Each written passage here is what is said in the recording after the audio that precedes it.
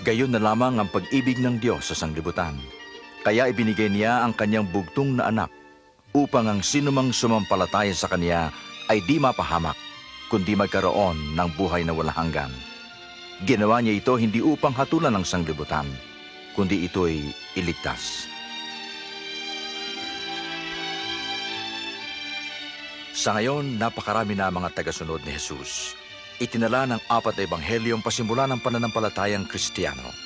Bagamat iba't iba ang pagkakasalaysay ng mga pangyayari, ito ang kasaysayan ng kanyang buhay na hinango mula sa ebanghelyo ayon kay Lucas.